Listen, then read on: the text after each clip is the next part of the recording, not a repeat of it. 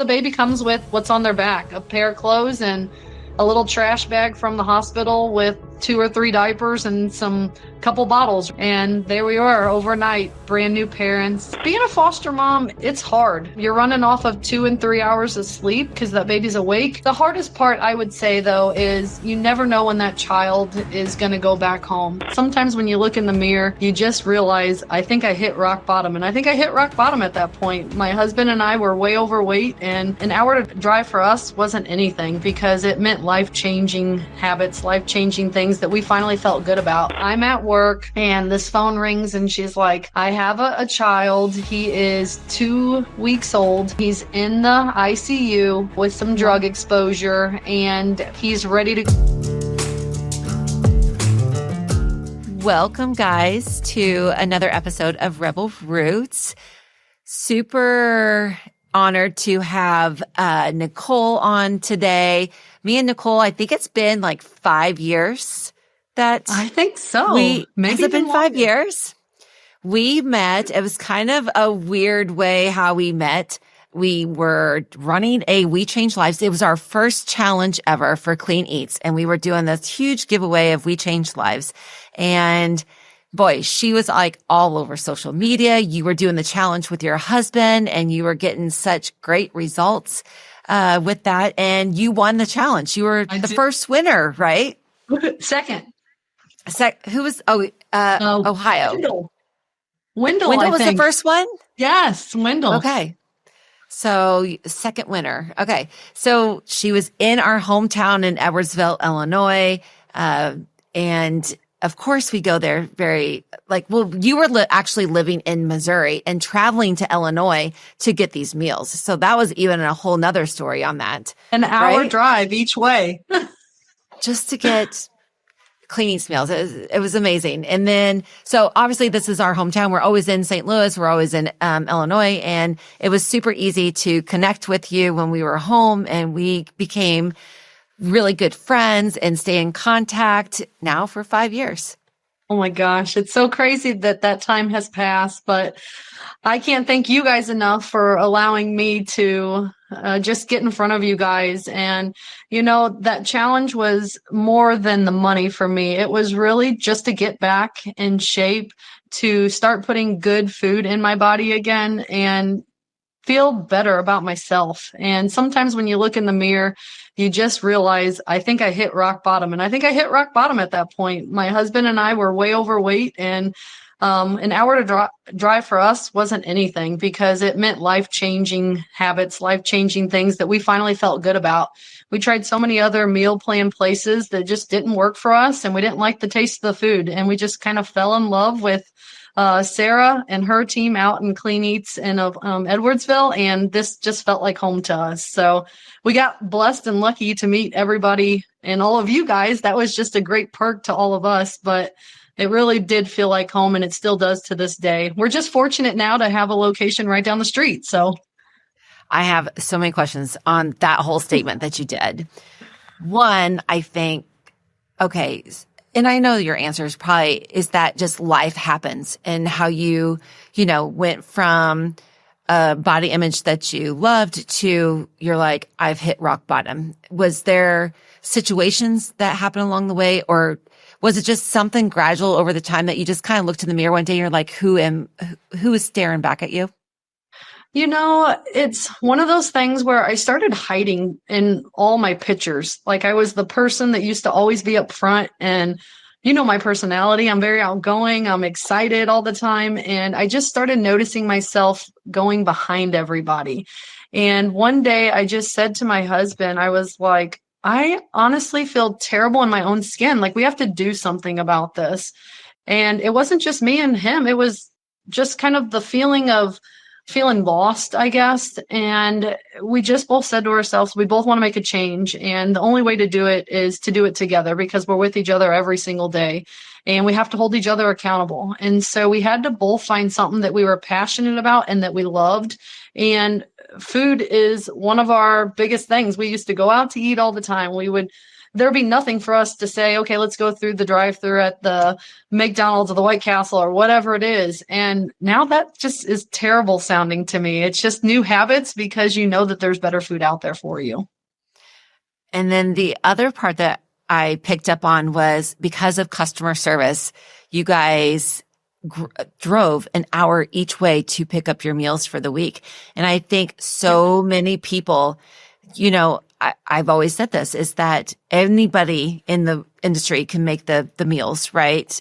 You know, and make the flavor profiles and all that. But it really is about building a relationship behind the counter in your four walls with your customers. And that is what keeps people driving back and forth an hour each way. Absolutely.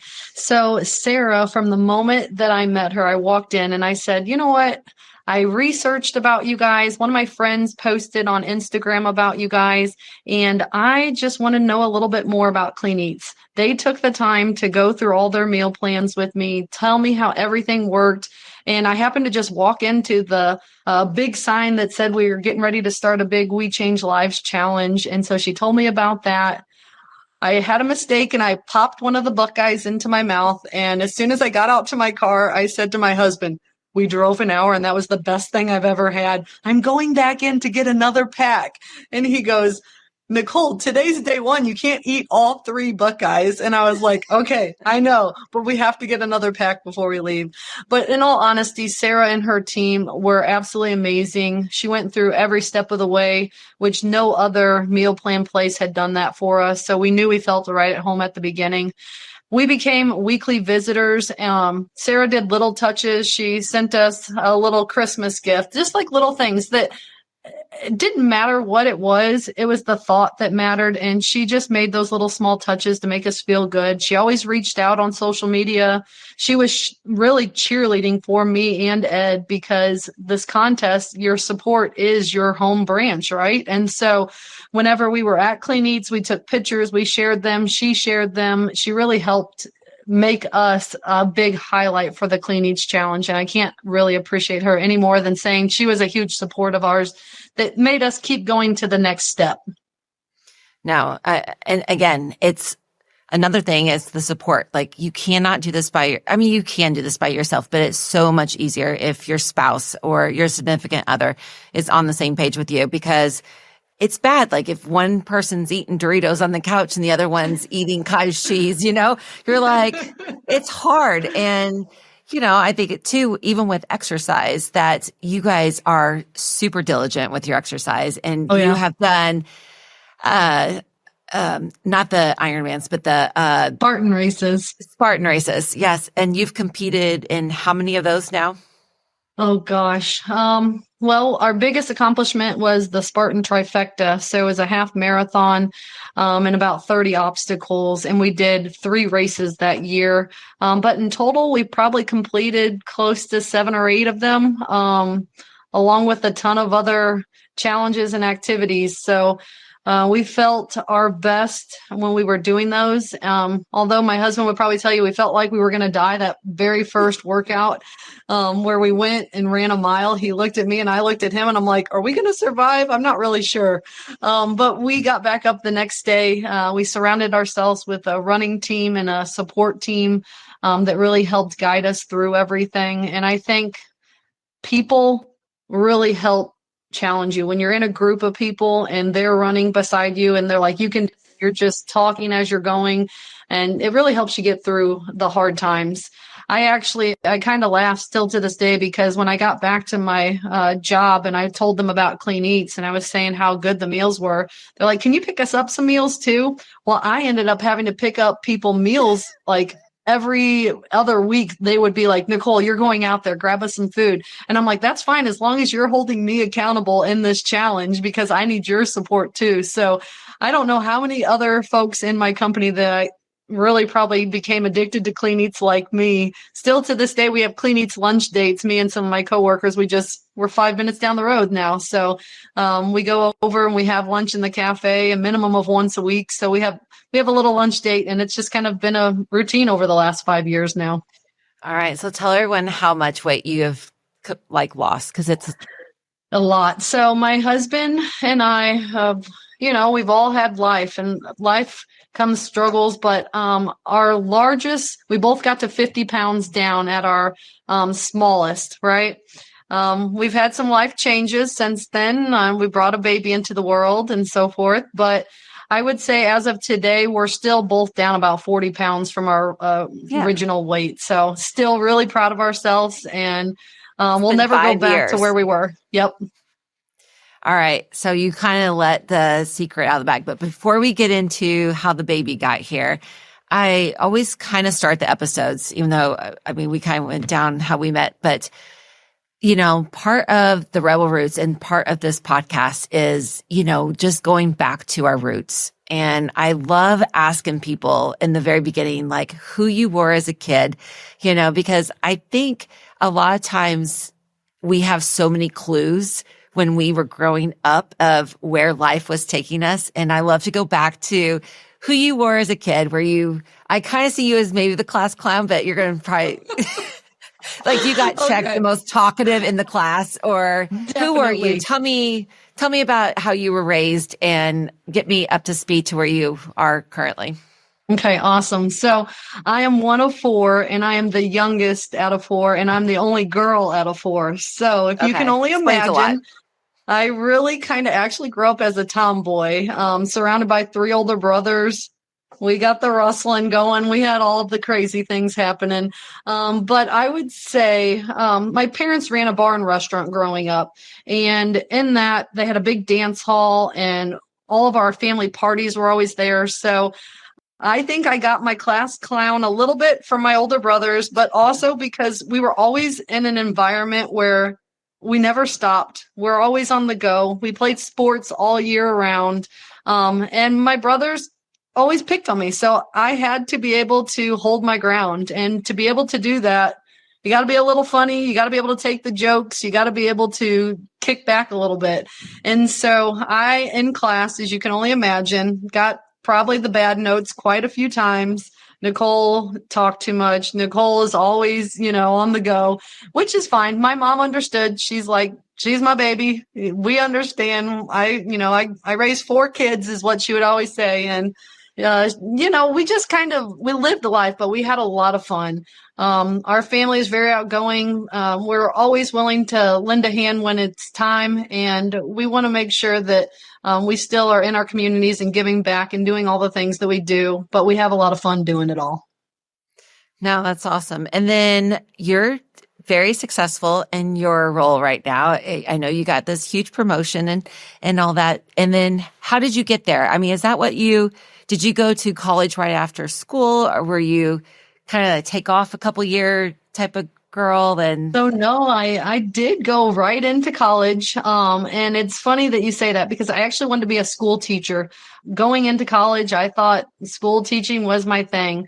My brothers actually are in the finance field. And my brother was like, well, while you're in college, I'm going to get you a job over here at the bank and just get your feet wet and finish college. And then when you're done, go into teaching. But in the meantime, at least get a feel for banking, because I feel like you would be really good at it. So I did. I went and got a job at the bank, just becoming a personal banker, put a few years in at that bank. And one of my friends that worked at that bank, she said, you know what, Nicole, you got to come over with us. We have an assistant manager position open. I think you would be an excellent fit. It's a floating assistant manager. You're such a people person. You get to go and cover all of our locations and float wherever it's needed. So I did that, and I came over. Within 1 year, I was promoted into a branch manager position. Within 3 years, I managed 11 of our offices within the company, and I was the regional. And, I started to think to myself, my life is set when I'm around people, and I feel really good. I love this company. So here we are, 14 and a half years later.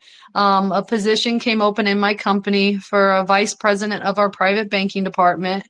And of course, I had multiple people knocking on my door saying, Nicole, we think that you're going to be the best fit for this. Please listen and hear us out. We know that you love what you do, but we really feel like this is a calling for you.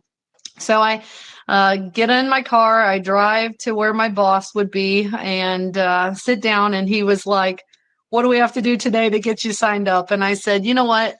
We are going to go home and talk it over with my husband, but I feel like this is my calling. And after putting my time in, I know everything, that this company has to offer. And I think I need that next challenge. And I always love a good challenge. And so I went home that night and my husband said, I am here to support you in whatever you want to do. I think this is a great fit for you and I think you should go for it, but you have to make that decision.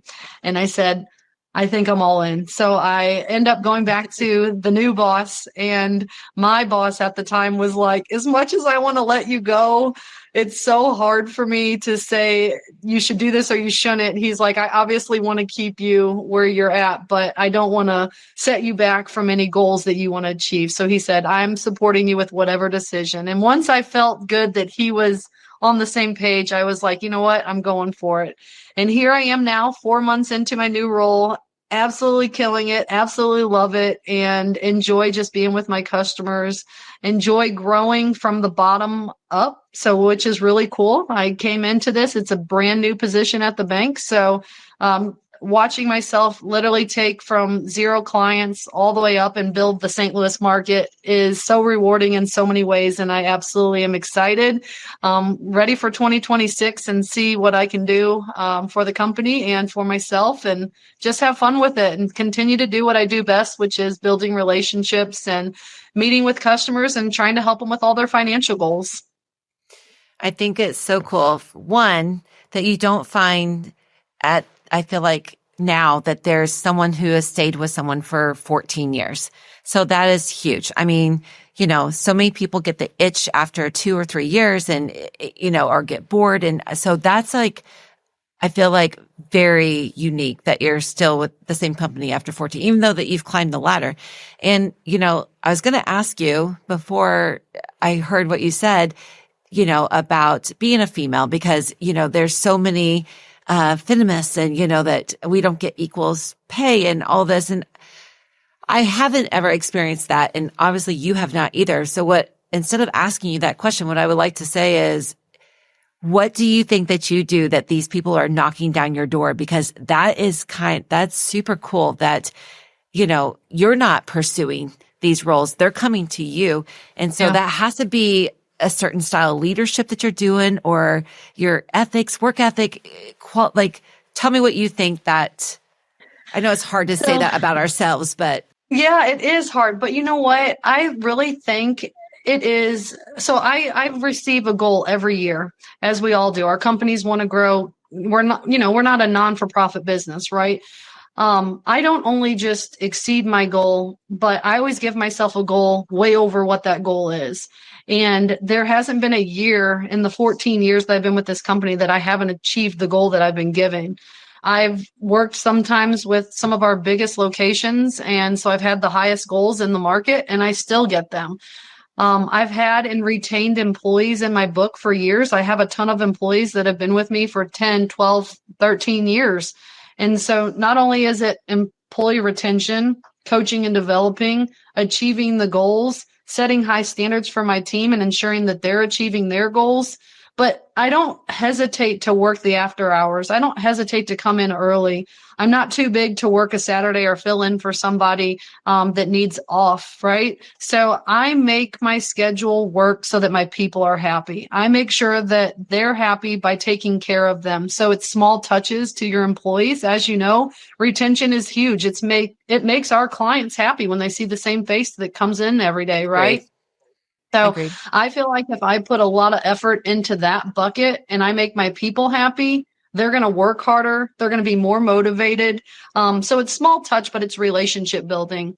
And our clients thrive off of having us there. They love us, right? And so if I had a revolving door of people, I wouldn't have the book of business that I have.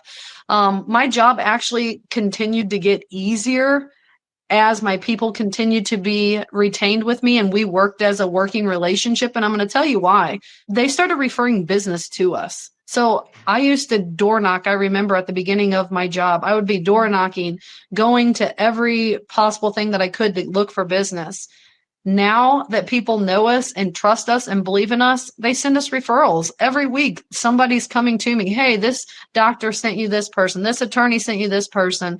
This person that's right down the street had 2 neighbors that were unhappy with their bank, and they decided to send us those clients. So it becomes a point where your name gets out there and they know the people to go to. It's just like Clean Eatz. I really put it back into perspective like that. When I came back with my Clean Eatz and I talked to all my staff about the food and how good it was, let's try it. They tried it. They seen how good it was. It made sense because it was easily proven to them that it was a product that they wanted because of the taste. Ours is different, right? It's our service. It's the way that we go above and beyond for our customers every day.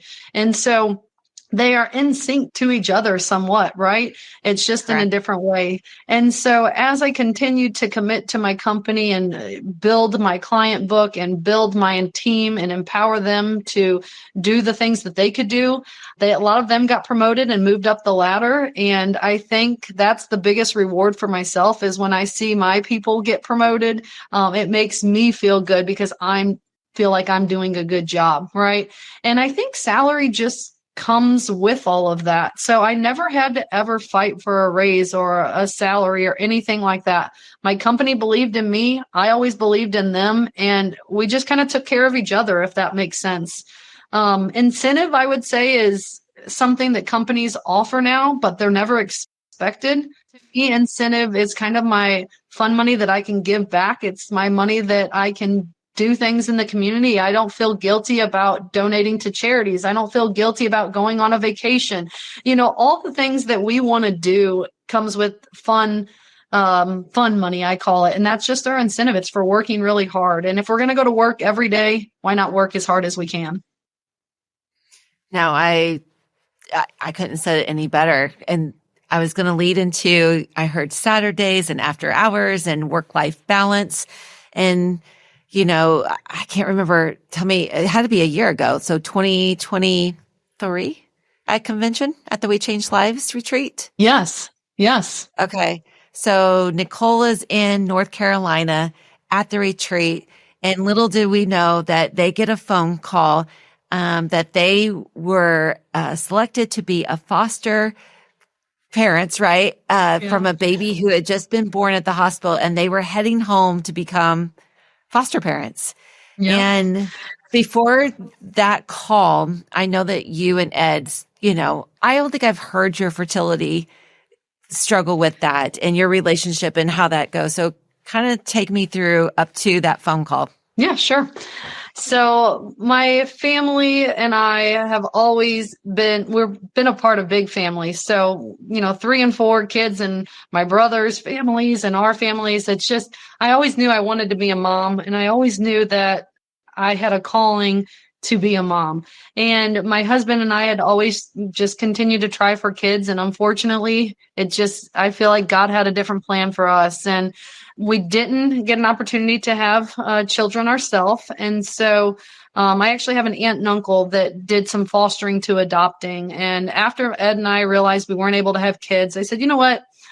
Why don't we go ahead and help other children and still feel good about doing things in our community? It's still what we love. And we can have children in and out of our home, and we can just get a feel for fostering. And my husband was like, absolutely. So I call my uncle and I go over to his house one evening, and we sit down and we're just kind of talking through what they did and the process. And he's like, Nicole, you are literally ideal to be a foster parent. You and Ed be great welcoming children in your home. And I just think you guys would be really good at this. So you should give it a shot. Go through the classes and see what it's about and see what you think.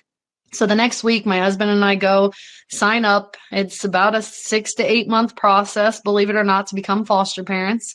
You fill out a stack of papers this big, and they get every single thing about you. But there's a lot of kids in need that need help. And so we go through the process. As soon as we graduate, we actually are leaving for the Clean Eatz convention the following week. And Ed goes, what's going to happen? We're going to get a call the moment we get out there, because our name just came out yesterday and we're leaving the next day, right? And so we go and he's like, we'll just figure it out. Whatever happens, happens. So we go, and of course we're there. We get a phone call, and actually, so this call was not for the kid that we got. So we got a call. It was for a 1-year-old little boy. And I said, okay, we'll be home in 2 days. We'll pick up the baby. And they call us back later and they're like, we found someone that could be instant placement. And so they said, don't worry, we'll keep you in mind. When do you get home? I said, we'll be home in 2 days. So of course we get home 2 days later and our phone rings, and it was for a newborn baby. And that's where my little Mr. Leo comes in place. And so I'm at work and this phone rings and she's like, I have a child. He is 2 weeks old. He's in the ICU. With some drug exposure, and he's ready to go home. Can you take this little baby? I said, I can take this little baby, but I'm going to tell you right now, I have to at least tell my husband, can I call you back in 2 minutes? So I pick up the phone. I'm sobbing to my husband. I said, this was our calling. It's everything we dreamed of. We can be parents from the beginning up, and we can care for this newborn baby. He goes, whatever it takes, just tell me I'm in. And so I remember going back into my office, picking up the phone and calling my boss. And I said, I don't know what you're going to think about this, but I have to take a leave of absence, and it's as early as tomorrow. And he was overly joyed because he knew our struggles and the things that we went through. And he was like, you take as much time as you need, and we're going to make this work, Nicole. And so I pack up my bags. The baby shows up at my doorstep, and less than 24 hours, we have so much family and friend support, things falling from all ends, foster together, calling us, supporting us, bringing us clothes, because the baby comes with what's on their back, a pair of clothes and a little trash bag from the hospital with 2 or 3 diapers and some couple bottles, right? And there we are overnight, brand new parents, and both of our companies supported us and took some time off, 11 weeks with him. Then he went into daycare, and I came back and kicked butt at work and was a happy mom. And to this day, our little boy, after 2.5 years, was officially adopted this past March. And so we are officially mom and dad for the first time, and we couldn't be happier. So pretty cool story. It's super cool story. And I mean, I probably already know your answer to this because nothing phases you, but I mean, tell me, of course you're full of joy, but tell me about that, like maybe the first 48 hours, like becoming a mom. Like, did you go through any of the emotions? Did you ever regret? Because I mean, you made it sound super easy, but I remember the court dates. There's a lot of emotions. The mom visits and stuff. So kind of take me, like, for someone who's listening to this, who is kind of going through the process. Being a foster mom, it's hard. You're taking this newborn baby in, and you want to give all the love and all the support that this child needs. You're running off of 2 and 3 hours of sleep, right? Because that baby's awake. On top of that, you have case managers in and out of your house on a regular basis. The mother at the time was a part of his life for the first, I would say, 3 months. And so I was traveling to and from doctor's appointments because he had a lot of drug exposure and he was pretty sick. We went through about 150 diapers a week. The poor little boy just had to get everything out of his system. And so he was pretty sick. And so we didn't get a lot of sleep, and running off of no sleep as anyone for multiple days in a row is tough. But then you have all the emotions of, I'm a brand new mom. I'm learning everything. As much as you think you can just pop in and be a mom, you kind of have that time as being pregnant to lead up to that. I didn't, right? So it was, here, you're a mom, but you're now a mom, and you have a lot of things to think about and a lot of things to do. And you have to figure it out. There's no anything. You have to figure it out. And so thank God my husband was there for me. Between the two of us, we figured it out. I'm sure we've made plenty of mistakes along the way. But we got pooped on, we got peed on, we've been all over the world, right? So, the hardest part, I would say, though, is you never know when that child is going to go back home. You never know if you wake up the next day and the court system says, you know what, we're ready to reunify that child. And going into this, I had to tell myself, Nicole, no matter what, you've saved a child's life. So if you get to keep this child and this is the plan, the most amazing thing in the world can happen, great. But if it's not, no matter how hard it is, you have your family, your friends, and your support system, and you can do this. You've saved someone's life. And I had to keep telling myself that, because at the beginning, his mom was going through rehab and she was trying to recover. She just couldn't quite get there. And so we went through a lot of ups and downs, a lot of tears, a lot of stuff happened, because a typical child will stay in care for about a year before the judge will make a decision. Your child's going to either stay with you, or your child is going to really try to reunify with the family. And we knew at the time that mom was struggling. I got an opportunity to meet her a few times, and she was trying, and we wanted to be there to support her if she really could come out of this, because we've all been through things in life and we've all had some ups and downs. And if this was her plan, we want her child to be with her if this is what she could really do and come back. But she struggled, and unfortunately it was something that she couldn't. And she told us, my son is better off with you, and just thanked us for everything that we did. And, you know, we appreciate that. And we appreciate that because of the honesty, and we want to do what's best for the little kid. Right. So, she knew that she couldn't recover at the time, and she wanted him to live a good life. And she's seen that he could be with us in doing that. That's not always the case with foster children, you know, so a lot of times they do go back, and some of them turn out to be really, really good in situations, and others come in and out of the system, and they can be heartbreaking. But we knew that we were tough cookies. We knew that we could handle anything that, you know, any challenge that came our way. And Ed and I committed, no matter what happens in the situation, we're caring for a child, and this is something that we want to do. But our love for that little boy became stronger and stronger as the years came through. And a typical adoption in a situation when a parent falls off after 3 months is normally a year. But we went through, 5 or 6 case managers in our situation. And every time that we get a new case manager, our case starts back over again. So an adoption should have happened at year 1, ended up taking 2.5 years because of the system. And so there is a lot of things that can be broken, you know, and unfortunately, that line of work, it's very hard. These folks are underpaid, and they work a lot of hours, and unlimited hours. Sometimes there's kids that have to stay in the office if they don't have a home, and these folks are staying in the office with these kids overnight. So I give it to them for everything they put into it, but it does make it hard as a foster parent, the unknown, and when can we get to that adoption date? That makes it hard for us. But I wouldn't ever change anything for the world. The process made our love for that little boy even stronger day by day as the years went by. And I would have to say that everything works out for a reason, and our story is our story, and that little boy is ours forever. And if you see his little cheeks and his little face, he's just a little marshmallow that we just love and eat up every day. So he's the best. He is. And I have been honored to see him grow up, you know, and the process that you guys go do. And you know, you and Ed are such an epic couple. You support each other. Your love shows through every time that we're there. And, you know, it's just been an honor to how we met and how we've developed a relationship. I am truly, like I said, grateful for our friendship and everything that we do. All right. We're in December 2026.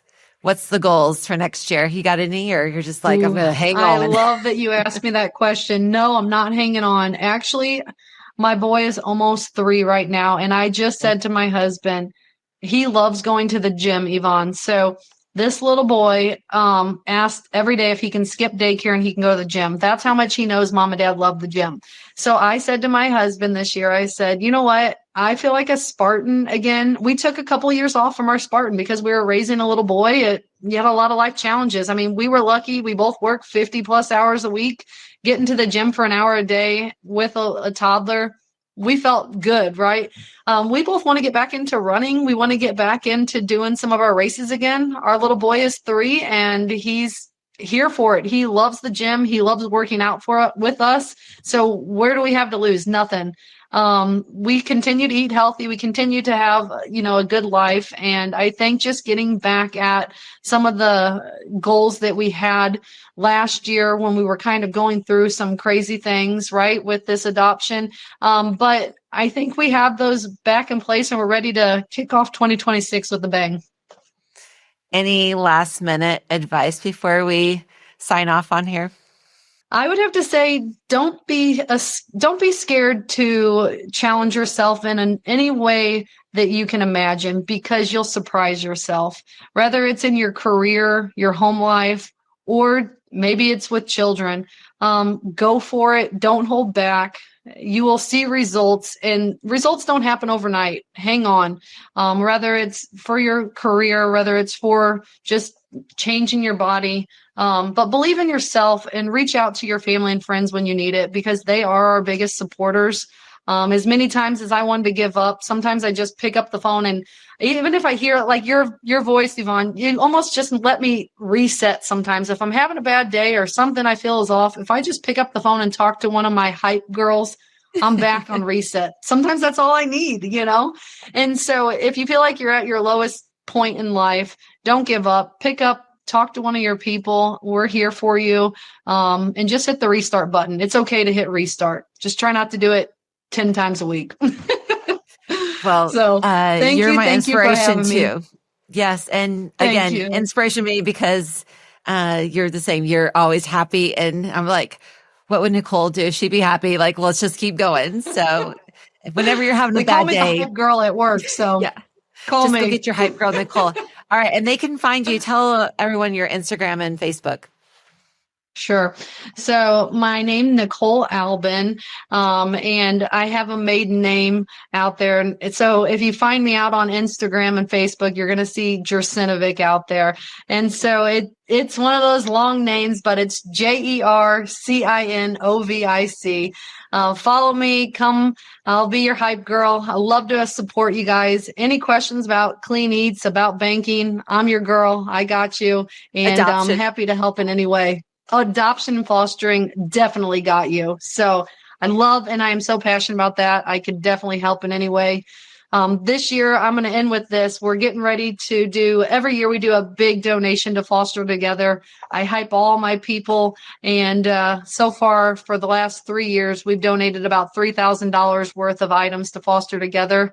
Next week is my birthday. So December 11th, I'm taking over a few carloads of items to Foster Together to end my year with a lot of good.